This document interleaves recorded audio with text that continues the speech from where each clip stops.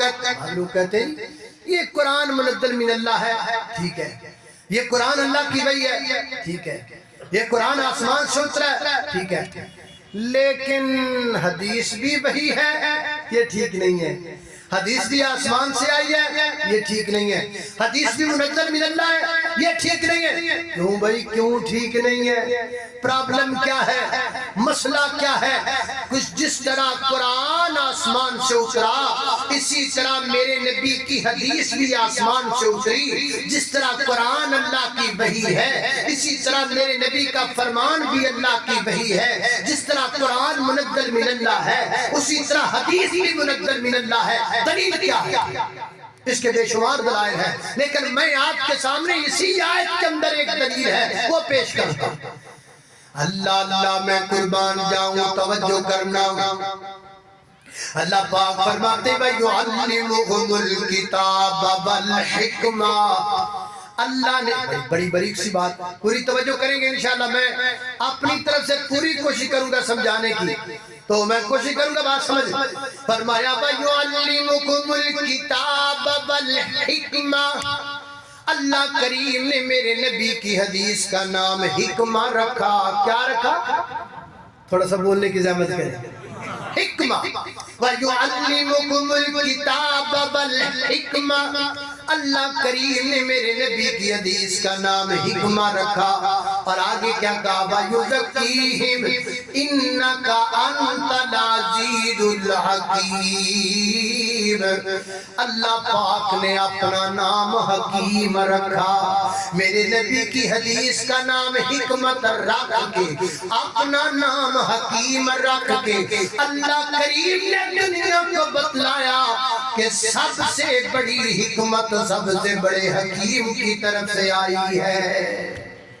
سب سے بڑی حکمت سب سے بڑے حکیم کی طرف سے اتری ہے، اور وہ حکیم کون ہے؟ وہ اللہ کریم کی ذات پاک ہے۔ دلائل تو بے شمار ہے، لیکن اس ایک دلیل کی روشنی میں یہ کہہ سکتا ہوں جس طرح قرآن آسمان سے اترا اسی طرح میرے پیغمبر کا فرمان بھی آسمان سے اترا، جس طرح قرآن کی حفاظت کی گارنٹی اللہ کریم نے دی اسی طرح ذکر کہہ کے اللہ نے میرے پیغمبر کے فرمان کی گارنٹی بھی دی، کیونکہ جہاں اللہ کریم نے قرآن کی حفاظت کا ذمہ اٹھایا وہاں لفظ قرآن نہیں بولا، وہاں لفظ ذکر بولا، اور ذکر قرآن بھی ہے، ذکر میرے پیغمبر کا فرمان بھی ہے، لہذا قرآن بھی آسمان سے اترا ہے، میرے پیغمبر کی حدیث بھی آسمان سے اتری ہے، قرآن بھی حق ہے، میرے پیغمبر کا فرمان بھی حق ہے، اور ہم قرآن کو بھی پکڑیں گے، پیغمبر کی حدیث کو بھی پکڑیں گے۔ ہم یہ نہیں کہتے صرف قرآن کافی ہے، حدیث کی طرف ہم نہیں جائیں گے، نا نا نا نا، یہ ہمارا لیکچر نہیں، یہ ہمارا ماٹو نہیں، یہ ہمارا منشور نہیں، یہ ہماری دعوت نہیں، یہ ہماری تبلیغ نہیں، یہ ہمارا رستہ نہیں، یہ ہمارا طریقہ نہیں، ہمارا طریقہ یہ ہے ایک ہاتھ میں قرآن ہوگا، دوسرے ہاتھ میں پیغمبر کا فرمان ہوگا، قرآن بھی بتلائے گا، حدیث بھی بتلائے گی، قرآن پیغمبر کی حدیث کی تشریح کرے گی قرآن کریم کی، اور قرآن سے بھی کچھ آیات ملے گی، حدیث سے بھی کچھ مسئلے ملے گے، ہم قرآن و حدیث کو ملا کر اللہ کے فضل سے وہ دین آپ کے سامنے پیش کر رہے ہیں جو دین اللہ نے آسمان سے اتارا۔ بہت سارے دنیا میں لوگ ہیں جو ایک بات مانتے ہیں دوسری نہیں مانتے، ایک طرف تو مانتے ہیں دوسری طرف نہیں مانتے، یہ امتیاز اللہ نے اہل حدیث کو عطا کیا ہے۔ ہم اللہ کی زمین پر واحد و جماعت ہے، ہمارا نظریہ اور عقیدہ یہ ہے قرآن بھی برحق ہے، پیغمبر کا فرمان بھی برحق ہے، قرآن کو ماننا بھی ضروری ہے اور پیغمبر کی حدیث کو ماننا بھی ضروری ہے۔ عظمت قرآن، عظمت قرآن، مقام مصطفیٰ، قاری بن امین عابد صاحب۔ اللہ اللہ اللہ، قرآن بھی میٹھا، میرے نبی کا فرمان بھی میٹھا۔ مجھے کہہ رہے ذرا وہ پنجاب والا ماحول ہو ہے، اللہ اللہ، اس لیے میں پنجاب میں ہر جگہ لوگوں کو یہ سنایا، آپ کو بھی سناؤں گے، ہاں کچھ پنجابی ہوں گے، اسی لیے میں نے پورے پنجاب میں پڑھا میرے مدنی دے میٹھے میٹھے بول میرے مدنی دے میٹھے میٹھے بول دیندے کنا وچ رس نو ہے گول دیندے کنا وچ رس نو ہے گول سونا جدوں بولے قرآن بن جاندا ہے سونا جدوں بولے قرآن بن جاندا ہے جگ لئی دلیل برا خان بن جاندا ہے جگ لئی دلیل برا خان بن جاندا ہے جا کے رب دے قرآن نو تو کھول جا کے رب دے قرآن نو تو کھول او میرے مدنی دے میٹھے میٹھے بول اللہ اللہ اللہ آقا دیا حکم نو مننا ضروری ہے آقا او بابیو تسی چاڑیاں نہیں کر دے تسی ساتا نہیں کر دے تسی کل نہیں کر دے تسی اتھے نہیں جان دے تسی اتھے نہیں جان دے ہماری مجبوری کیا ہے یہی مجبوری ہے آقا دیا حکم نو مننا ضروری ہے آقا دیا حکم نو مننا ضروری ہے مانیا نہ من میری اے ہو مجبوری ہے مانیا نہ من میری اے ہو مجبوری ہے مینوں امتی دے در تے نہ رول مینوں امتی دے در تے نہ رول اور میرے مدنی دے میٹھے میٹھے بول اللہ اللہ توجہ کرنا میری اور آپ کے پیر و مرشد جناب محمد صلی اللہ علیہ وسلم کے سینے پہ نازل ہونے والا قرآن ہے فرمایا اعوذ باللہ من الشیطان الرجیم ربنا وابعث فيهم رسولا منهم يتلو عليهم آياتك ويعلمهم الكتاب والحكمة ويزكيهم إنك أنت العزيز الحكيم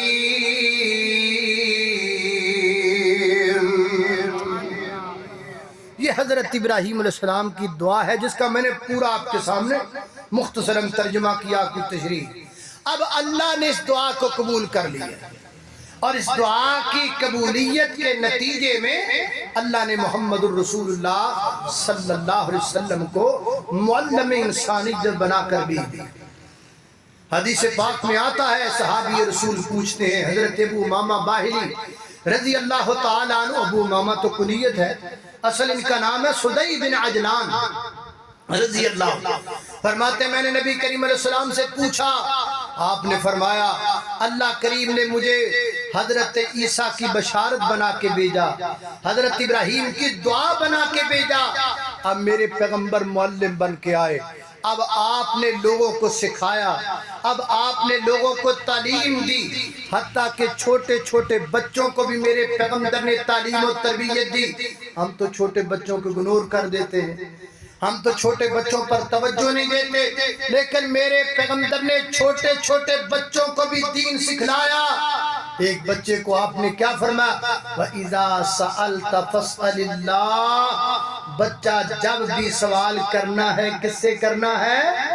اللہ سے آج ہمارے قاری صاحب بچوں کو یہ عقیدہ سکھانے لگے تو گھر سے شکایت آتی ہے یہ تو قاری صاحب بچوں کی عقائد خراب کر رہے ہیں خراب نہیں کر رہے سیدھے کر رہے وَإِذَا سَأَلْتَ فَاسْأَلِ اللَّهِ بیٹا بچہ سن اللہ کے نبی کہہ رہے ایک بچے کو بیٹا سوال کس سے کرنا ہے اللہ سے مجھے یاد ہے بڑی پرانی بات ہے ہمارے ادھر پنجاب میں ایک دربار ہے اس کو بالا پیر کا دربار بالا پیر وہاں قریب ایک قبرستان تھا تو وہاں ایک جماعتی ساتھی فوت ہو گیا تو ہم وہاں جنازہ پڑھنے کے لیے گئے تو جنازے کے بعد ابھی اس کی قبر تیار ہو رہی تھی تو ایک درخت کے سائے کے نیچے میں کھڑا ہوا تھا تو وہ دربار سے بالے پیر کے دربار چھوٹا سا بچہ آیا یہ جیسے یہ چھوٹا بچہ بیٹھا بالکل چھوٹا بچہ تو وہ آ کے مجھے کہنے لگا انکل بالا پیر کے نام کے 10 روپے دے دو بالا پیر کے نام پہ 10 روپے دے دو میں نے کہا کمال ہے یار میں نے اسے کہا بیٹا بات سنو میں تمہیں 100 روپیہ دوں گا تم اللہ کے نام کا مانگو اللہ کے نام کا مانگو میں تمہیں 100 روپیہ دوں گا آپ یقین جانے اس نے مجھے کہا آپ نے دینا ہے تو دو، نہیں دینا تو نہ دو، پر میں مانگوں گا بالے پیر کا نام کا، اللہ کے نام کا نہیں۔ میں حیران ہو گیا اور پریشان ہو گیا کہ چھوٹے چھوٹے بچوں کے ذہنوں میں کتنا غلیظ عقیدہ ہے، چھوٹے چھوٹے بچوں کے ذہنوں میں یہ کیا عقیدہ ہے کہ وہ اللہ سے مانگنا پسند نہیں کرتے۔ اب اس بچے کو کیا پتا اس بات کا، لیکن کوئی تو ہوگا جس نے اس کے ذہن میں یہ عقیدہ انسٹال کیا ہے۔ وقت فرصت ہے کہاں، کام ابھی باقی ہے، بزم توحید کا اتمام ابھی باقی ہے، ہمارے سونے کا وقت نہیں ہے،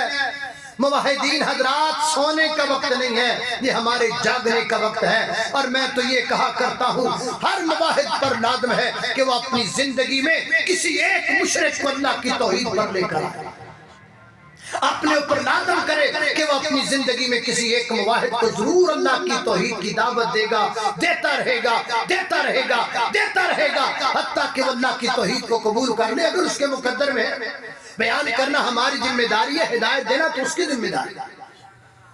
لیکن بڑی معذرت کے ساتھ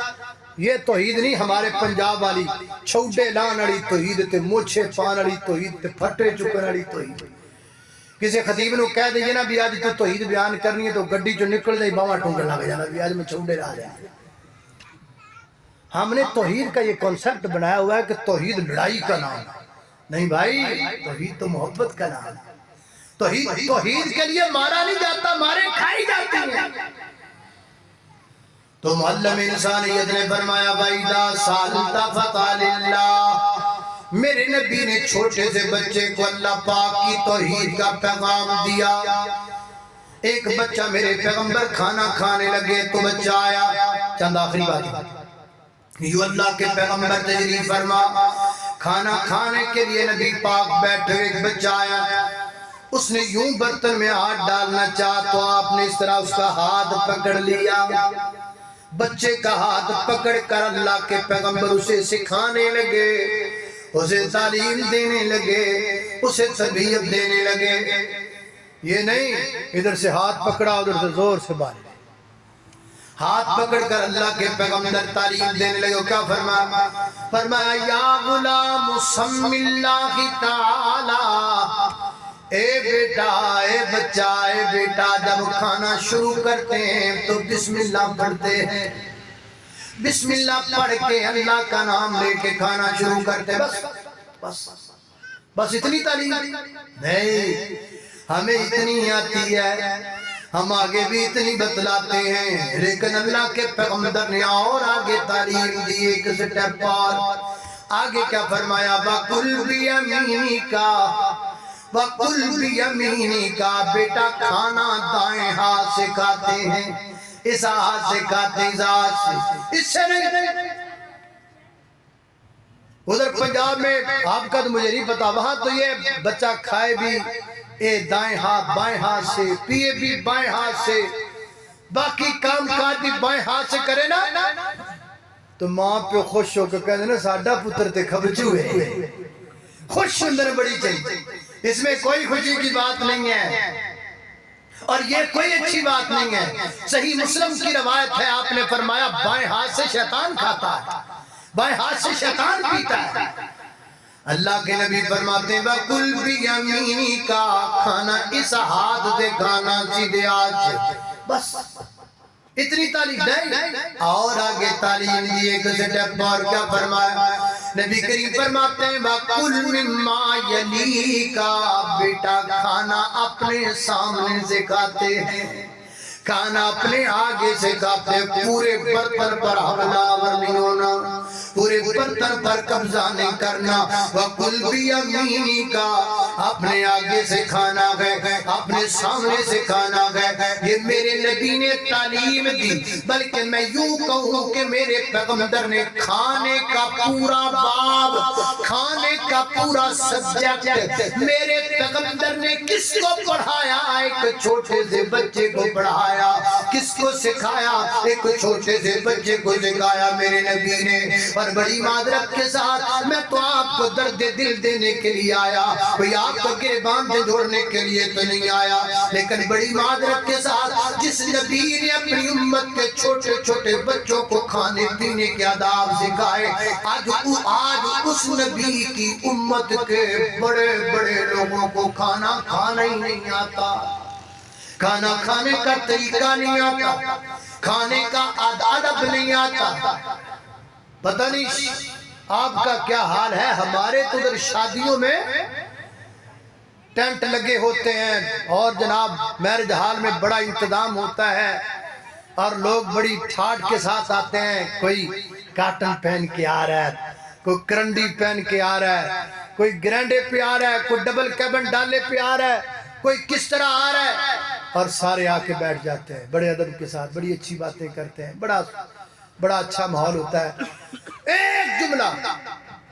صرف ایک جملہ بولا جاتا ہے، ساری تہذیب ہو گئی، ساری تعلیم ہو گئی۔ وہ کون سا جملہ ہے؟ روٹی کھل گئی،